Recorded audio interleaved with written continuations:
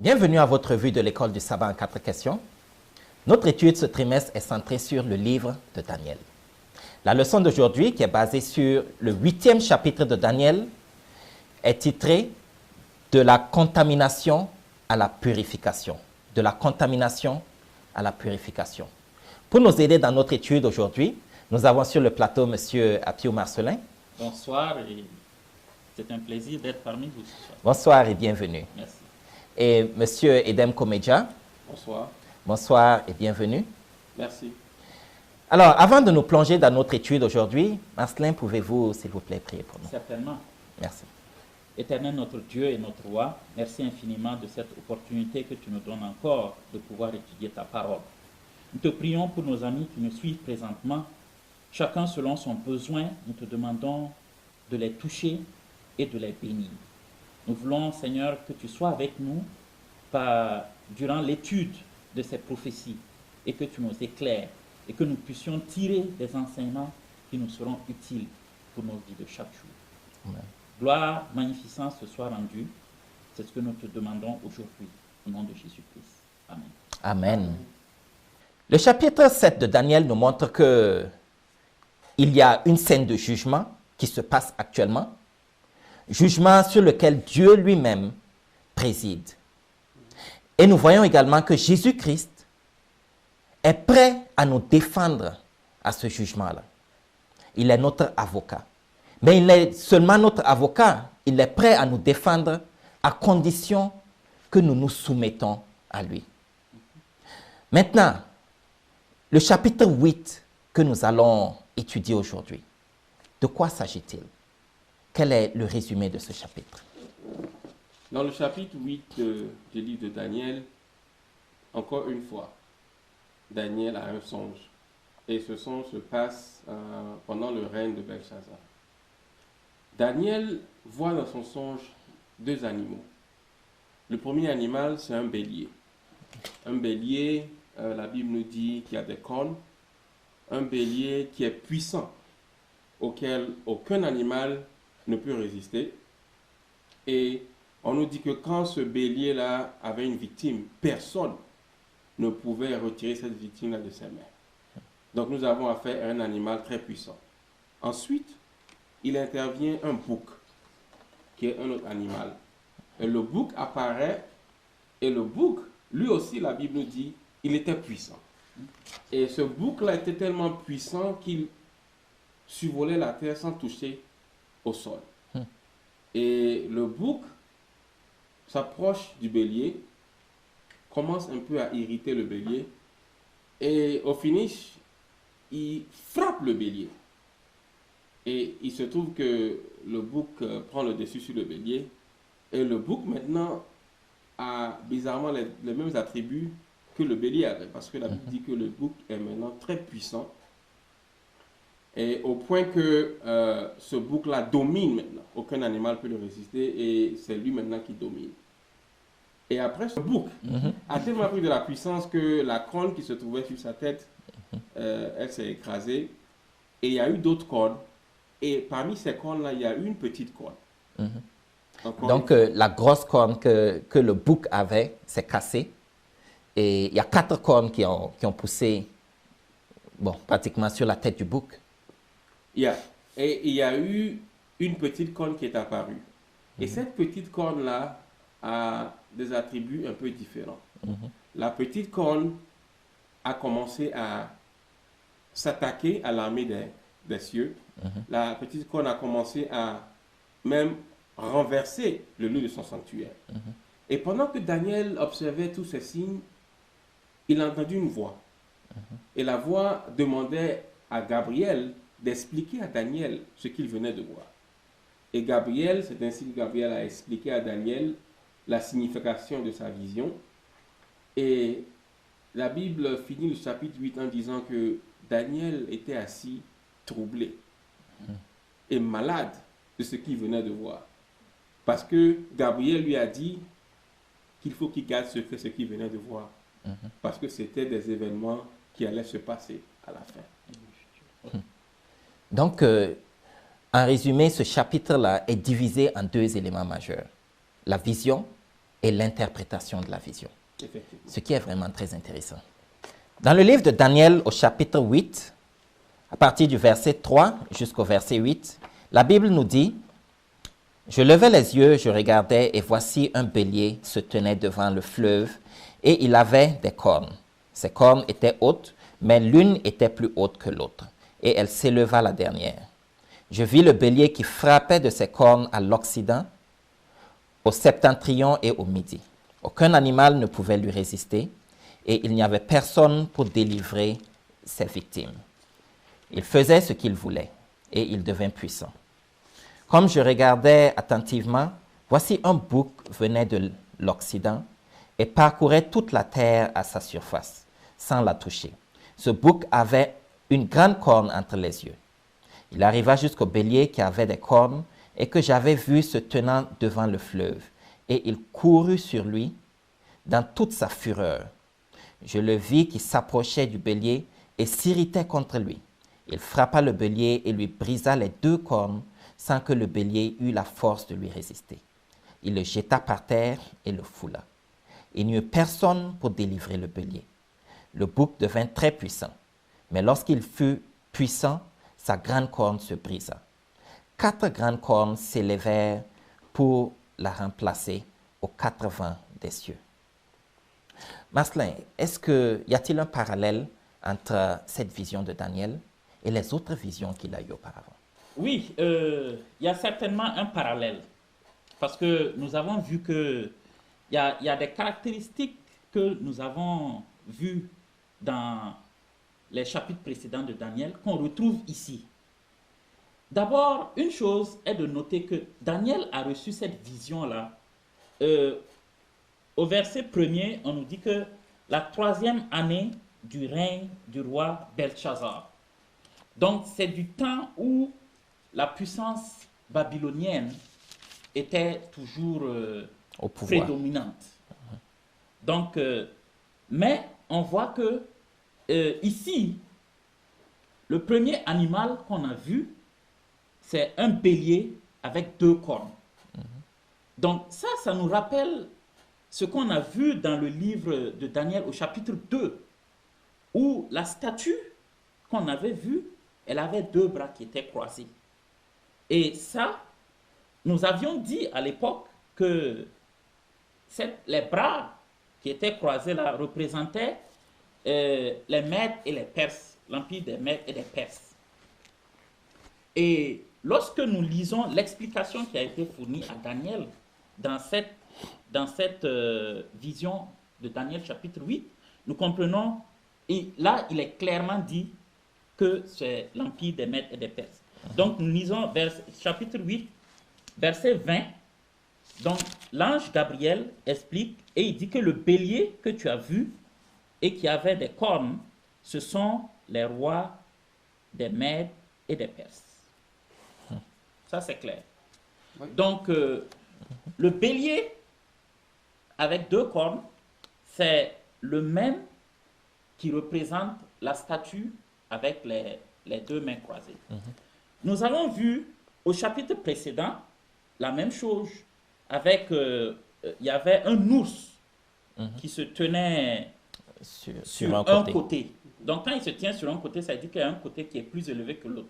Et ce bélier que nous voyons, il a 2 cornes avec une corne qui est plus grande que l'autre. Donc nous voyons le parallèle. Donc c'est la même vision qui se répète, mais avec des éléments additifs dans celle-là. Après le bélier vient le bouc. Ici, le bouc a une corne. Et on verra plus tard que cette corne va tomber. Et en lieu et place, il y aura 4 cornes qui vont pousser. Nous avons vu dans Daniel chapitre 7 qu'il y avait un léopard qui avait 4 ailes. Et après, et il avait 4 têtes aussi. Donc, vous voyez, c'est les mêmes symboles qui se répètent. Donc, nous comprenons par là que ces visions-là qu'il a eues dans Daniel chapitre 2 et Daniel chapitre 7, le début de Daniel chapitre 8 répète cela. Mais curieusement, dans cette vision de Daniel chapitre 8, l'empire babylonien n'est plus représenté. Alors que l'empire babylonien était toujours la puissance. Cela nous montre que au moment où Daniel recevait cette vision, l'empire babylonien, dans le plan de Dieu, n'était plus en vue. En fait, il y avait une transition. La transition était déjà... Il avait fini ce qu'il avait à faire. Donc, il allait être bientôt remplacé. Et voilà pourquoi, vous vous rappelez, quand on a étudié le chapitre 5 de Daniel, où les Mèdes et les Perses ont pris l'empire babylonien, Daniel est venu, il a juste dit que bon, c'était fini. Et bon, et effectivement, le même soir, l'empire babylonien a été détruit. Donc, en ce moment, Daniel avait déjà reçu cette vision-là, qui lui permettait de savoir que bon, ça c'était la fin de l'empire. Donc, on voit aussi une petite corne qui vient. Et c'est la même petite corne qu'on a vue dans Daniel chapitre 7, qui se répète ici. Et le chapitre 8, il va s'attarder sur les actions de cette petite corne. On avait déjà vu certaines actions. On va voir encore d'autres actions de cette petite corne et comment elle va se manifester. Donc oui, il y a un parallèle entre tous les chapitres là, mais le point focal de chaque chapitre est différent. Et ici, nous allons voir que le point focal sera comment cette petite corne-là va agir. Et une autre chose, c'est que dans Daniel chapitre 8, on voit deux éléments, deux bêtes qui nous rappellent un peu un service que Dieu avait ordonné dans le sanctuaire. Le bouc et le bélier. Donc, c'est pour tourner notre attention vers ce service-là, le service du sanctuaire où il y avait un bouc et un bélier qui se retrouvaient dans ce service-là. Donc, nous allons pouvoir voir par la suite comment ces éléments-là vont jouer. Daniel chapitre 8, versets 9 à 11 nous dit: « De l'une d'elles sortit une petite corne, qui s'agrandit beaucoup vers le midi, vers l'Orient et vers le plus beau des pays. Elle s'éleva jusqu'à l'armée des cieux. Elle fit tomber à terre une partie de cette armée et des étoiles, et elle les foula. Elle s'éleva jusqu'au pied, ou du moins, elle s'éleva jusqu'au chef de l'armée. Lui enleva le sacrifice perpétuel et renversa le lieu de son sanctuaire. »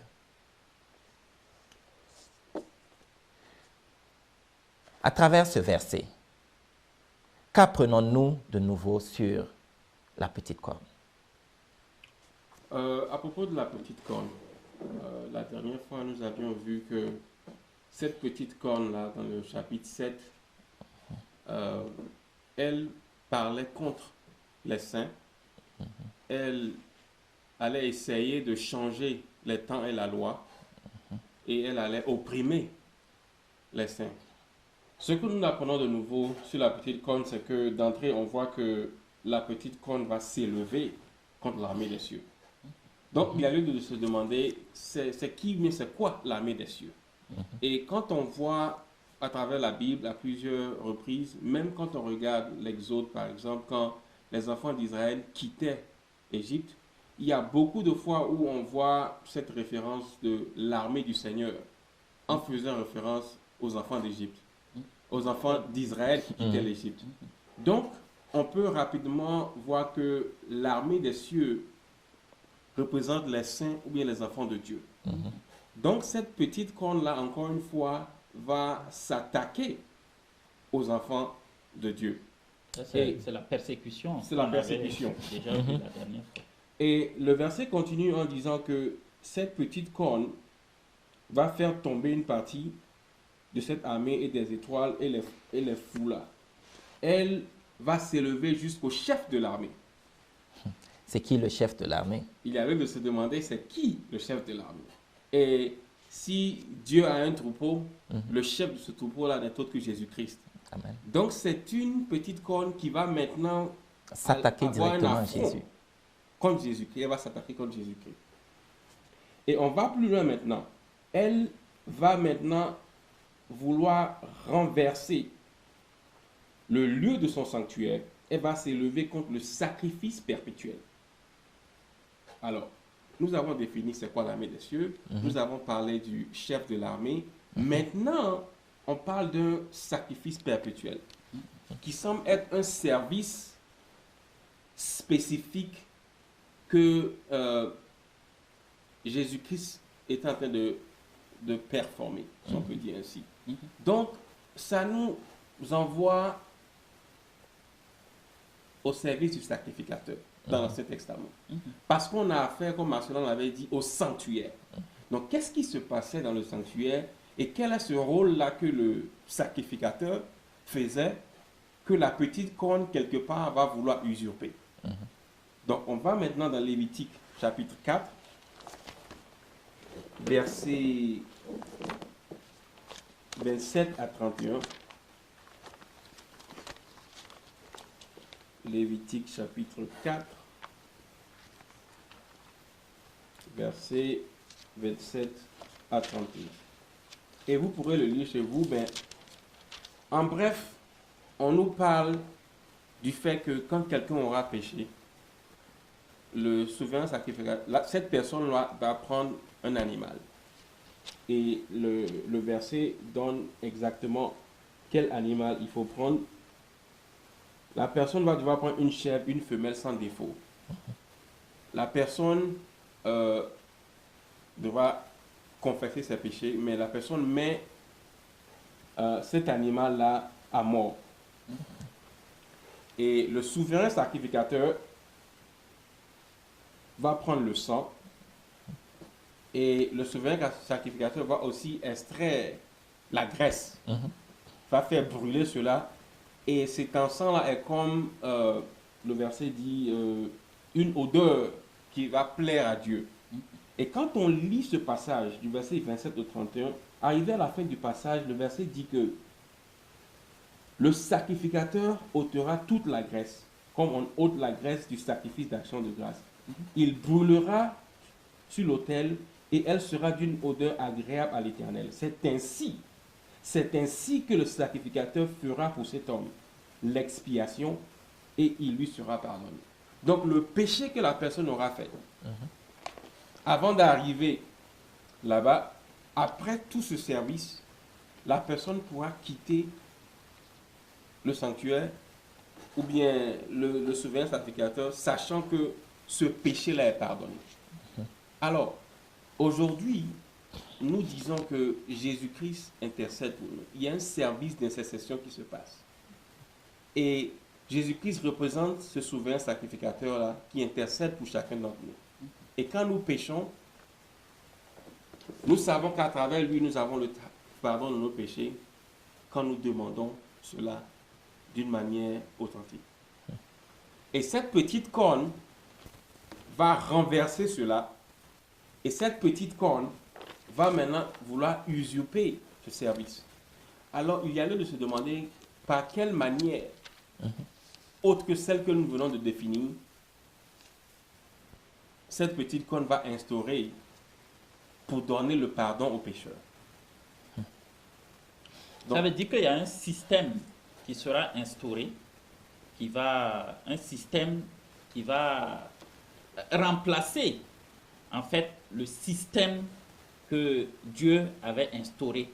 Voilà pourquoi peut-être on dit que il va retirer le sacrifice permanent. Il va livrer avec le perpétuel à cause du péché. Donc ce sera retiré entre les mains du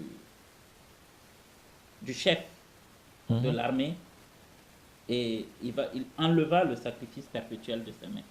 Donc c'est une forme de substitution, si je comprends bien. Oui, oui. Voilà, donc il y aura un service qui va substituer. Au lieu que ce soit le service que Dieu a prescrit pour la purification des enfants, pour le pardon de leurs péchés, il y a une autre forme qui est substituée. Donc, cette petite corne va essayer de faire cesser la vraie manière de recevoir les péchés, recevoir le pardon des péchés, et en lieu et place va mettre une contrefaçon à ce procédé. Alors, vous avez mentionné que lorsque, dans l'ancien Israël, dans l'Ancien Testament, lorsque les enfants d'Israël voulaient le pardon pour leurs péchés, il fallait qu'ils apportent un animal et que l'animal soit sacrifié. Et c'est à travers ces sacrifices-là qu'ils recevaient le pardon pour leurs péchés. Et c'est ce système-là, comme nous l'avons vu, c'est ce système-là en fait que la petite corne est venue attaquer pour installer son propre système. Alors, si c'est cela, et que nous voulons vivre selon la volonté de Dieu et ne pas nous soumettre au nouveau système de la petite corne, comment devons-nous chercher à recevoir le pardon de nos péchés aujourd'hui? Quel est le chemin que nous devons utiliser pour recevoir le pardon de nos péchés? C'est une question qui est cruciale pour le croyant parce que nous savons que tout être humain pêche. Donc, nous avons besoin d'un système qui nous permette de nous réconcilier avec Dieu. Et ce système-là a été instauré par Dieu lui-même. Edem a mentionné le service au sein du temple qui était en Israël. Ce service-là, en fait, c'était juste une préfiguration des choses à venir. Parce que si nous lisons la Bible, Dieu nous dit qu'il ne prend pas plaisir au sang des animaux. Donc la loi de Dieu dit que l'âme qui pêche doit mourir. Donc les animaux étaient juste pour préfigurer Jésus-Christ qui allait venir mourir pour nous. Parce que vous êtes d'accord avec moi que vous ne vous sentirez pas bien si c'est un animal qui meurt à votre place. Hein? Donc ça c'était juste pour préfigurer, parce que nous sommes si précieux aux yeux de Dieu qu'un animal ne peut rien faire pour nous. Donc c'est le sacrifice de Jésus-Christ. Et nous allons voir cela dans le livre de Hébreux. Si nous lisons Hébreux au chapitre 9, Hébreux 9, à partir du verset 11, nous lisons Hébreux 9, à partir du verset 11. Mais Christ est venu comme souverain sacrificateur des biens à venir. Il a traversé le tabernacle plus grand et plus parfait qui n'est pas construit de main d'homme, c'est-à-dire qui n'est pas de cette création. Et il est venu une fois pour toutes dans le lieu très saint, non avec le sang des boucs et des veaux, mais avec son propre sang, ayant obtenu une rédemption éternelle. Car si le sang des taureaux et des boucs et la cendre d'une vache répandue sur ceux qui sont souillés sanctifie et purifie la pureté de la chair, combien plus le sang de Christ, qui est un esprit éternel, s'est offert lui-même sans tache à Dieu, purifiera-t-il votre conscience des œuvres mortes, afin que vous serviez le Dieu vivant. Donc, nous voyons clairement ici que le sang des boucs ne purifie pas. C'était pas ça l'idéal. Mais comme Jésus n'était pas encore venu, il fallait instaurer un service. Donc, pour répondre à votre question, comment reçoit-on le pardon de nos péchés? Il n'y a que Jésus-Christ seul qui pardonne les péchés. Amen. Un être humain ne peut pas pardonner mes péchés. fut-il prêtre. D'ailleurs, le prêtre dans l'Ancien Testament, il n'avait pas cette puissance Il n'avait pas de l'autorité de pardonner pardonner le les péché. péchés. Donc, Jésus-Christ seul pardonne les péchés. Et il y a un acte. Je dois m'approcher de Jésus avec conscience. Je dois confesser mes péchés, reconnaître que j'ai vraiment péché. Et en ce moment, le pardon m'est accordé. Parce que Jésus a déjà donné sa vie sur la croix. Il a déjà versé son sang. Donc, il a ouvert la porte du pardon. Donc, si je désire sincèrement être pardonné, je regrette ce que j'ai fait, je vais à genoux et je demande pardon à Dieu. Pardonne-moi parce que je reconnais que ce que j'ai fait, ce n'est pas bon. Et Dieu est juste et bon pour nous pardonner. Son amour est si grand que le sang qu'il a versé là est capable de couvrir toutes nos fautes. Donc, je crois que, je ne sais pas si vous avez une autre manière où on peut être pardonné, mais c'est ce que la Bible nous dit par rapport au pardon. Je pense que c'est la seule manière. Mais il faut aussi mettre l'accent sur le fait que nous avons besoin d'humilité pour arriver à ce point où on reconnaît qu'on a péché contre Dieu. Il faut connaître la parole de Dieu. Et la Bible dit que celui qui cache ses transgressions ne prospère pas. Et souvent, à cause du monde dans lequel nous vivons, à cause de certaines choses que nous avons évoquées, l'orgueil, l'arrogance, on n'accepte pas de reconnaître notre état de pécheur. Et donc, que Dieu nous aide afin que nous puissions reconnaître notre état de pécheur, parce que c'est la seule manière avec laquelle nous pourrons prospérer. Et pendant qu'on parle de péché, bon, il est plus facile d'aller quelquefois vers Dieu et demander pardon, mais si je pêche contre mon prochain, dois-je seulement aller vers Dieu pour lui demander de me pardonner? Si je reconnais que j'ai péché, je dois aller vers mon prochain.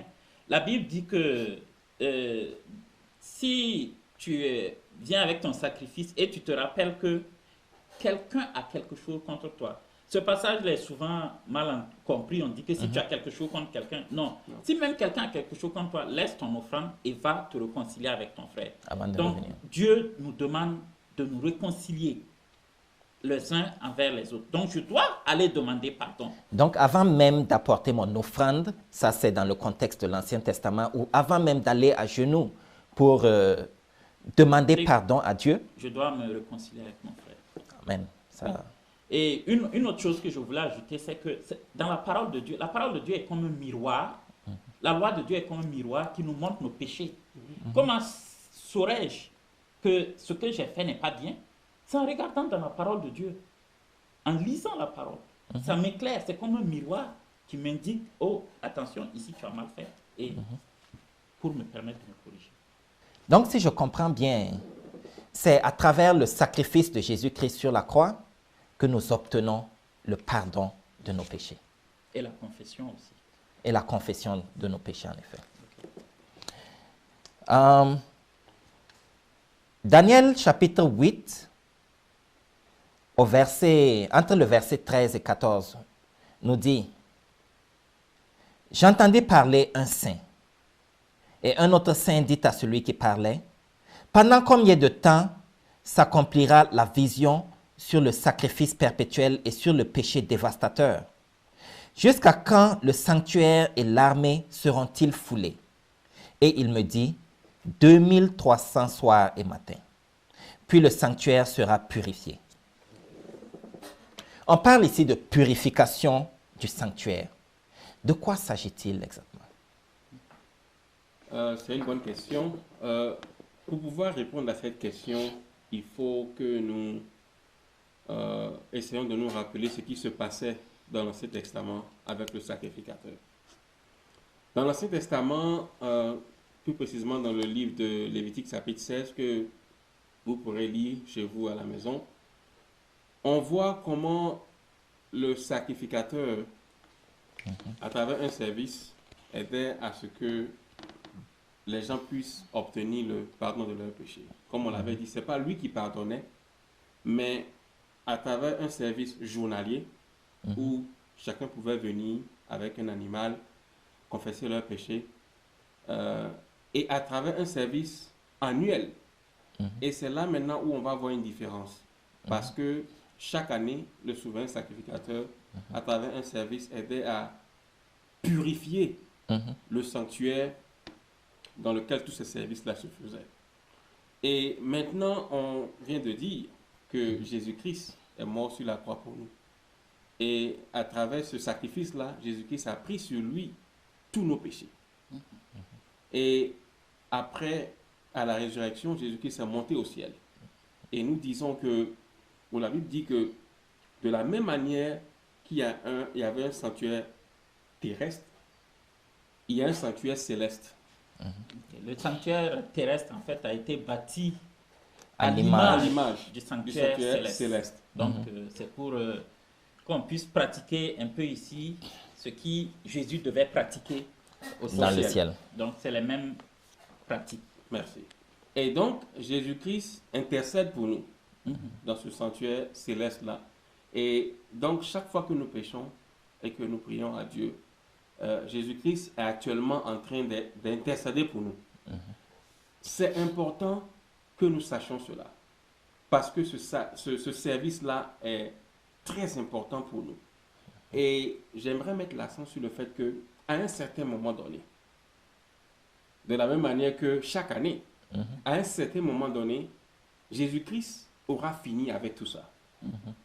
Et quand ce sanctuaire céleste sera purifié et que Jésus-Christ va sortir, notre sort sera scellé. Notre sort sera scellé.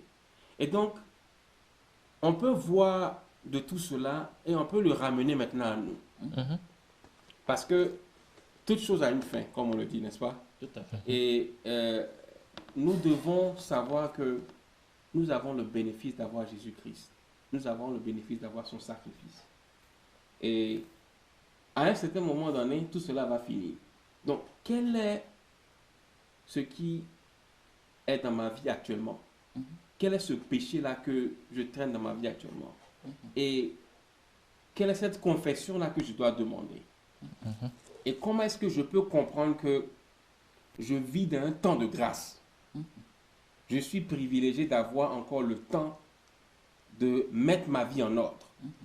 Parce que quand Jésus va quitter ce sanctuaire-là, ce sera vraiment fini pour moi. Je n'aurai plus l'opportunité d'avoir cet avocat ou bien celui-là qui intercède en ma faveur auprès du Père. Je crois que ça c'est une question qu'on doit prendre très au sérieux parce que la purification du sanctuaire céleste va mettre fin à toute chose. Pour nous, si nous sommes avec Dieu, nous demeurons avec Dieu. Si nous ne sommes pas avec lui, ben notre sort est foutu. Donc quand il va quitter, c'est pour revenir. Après avoir purifié le sanctuaire céleste, c'est pour revenir et prendre ses enfants avec lui. Donc c'est des choses qu'on peut voir dans le livre de l'Apocalypse pour comprendre la suite des événements. Mais vous avez mentionné, vous avez parlé de la purification. Et il y a la purification personnelle.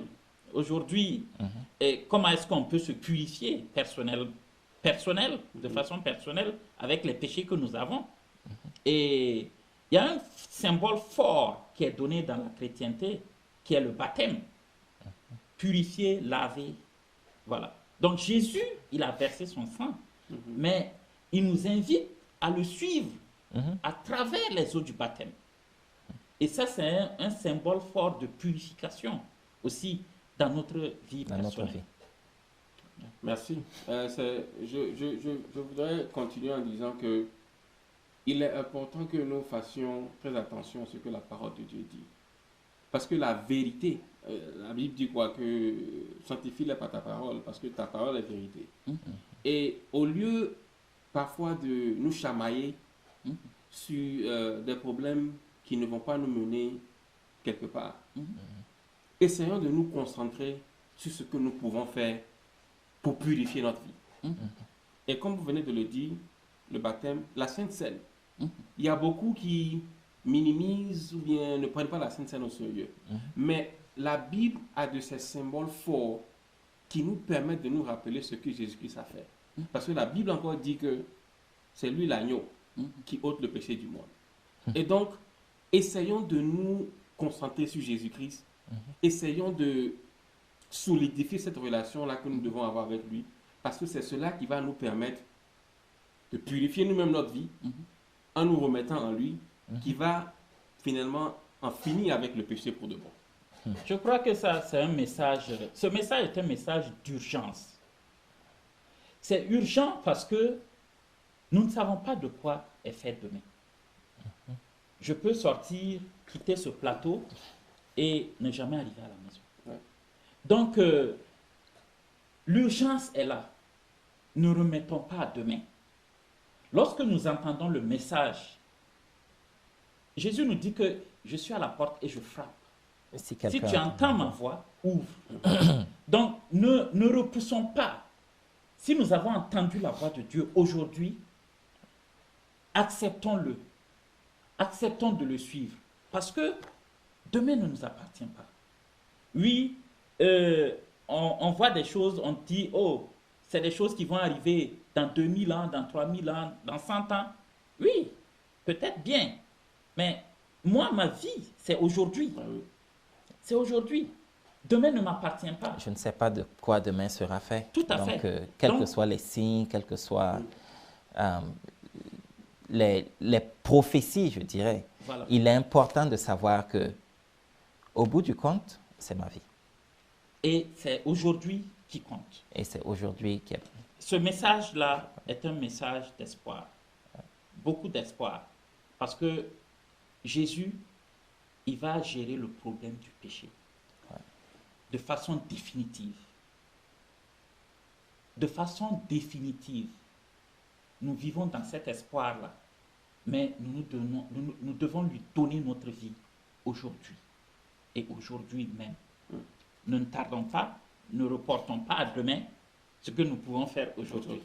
Donc, donnons-lui notre vie aujourd'hui. Acceptons de le suivre à travers les principes qu'il pose, à travers le baptême, pour lui témoigner publiquement de ce que nous faisons. Et je vous assure que notre vie sera transformée. Ésaïe 59, versets 1 à 2 nous dit, « Non, la main de l'Éternel n'est pas trop courte pour sauver, ni son oreille trop dure pour entendre. Mais ce sont vos crimes qui mettent une séparation entre vous et votre Dieu. Ce sont vos péchés qui vous cachent sa face. Ce sont nos péchés qui nous cachent la face de Dieu. Aujourd'hui, as-tu un péché qui t'éloigne de Dieu? Si oui, sache que l'Éternel, Jésus-Christ, est le seul qui puisse te purifier. Jésus-Christ est le seul à qui tu peux te confier. Parce qu'il dit dans sa parole qu'il est le chemin, la vérité et la vie. Et quiconque croit en lui ne périra point, mais aura la vie éternelle. La leçon prochaine est titrée « De la confession à la consolation ». De la confession à la consolation. Nous vous invitons encore à vous joindre à nous la semaine prochaine pour que l'on puisse discuter le chapitre 9 du livre de Daniel. Avant de clôturer, Edem, pouvez-vous prier pour nous? Bien sûr. Prions. Éternel notre Dieu et notre Père, nous te remercions infiniment de nous avoir encore assistés dans l'étude de ta parole. Merci de nous rappeler que tu peux nous purifier de tous nos péchés. Merci pour le sacrifice de Jésus-Christ sur la croix et merci pour cette voie directe que tu nous donnes pour le pardon de nos péchés. Aide-nous à saisir cette opportunité pendant ce temps de grâce que nous avons encore. Pour ce peu de temps que nous avons encore à vivre sur cette terre, que nous puissions saisir cette opportunité de nous approcher à toi pour que nous puissions avoir le pardon de nos péchés et la vie éternelle à travers Jésus-Christ. C'est au nom de Jésus que nous t'avons prié. Amen. Amen.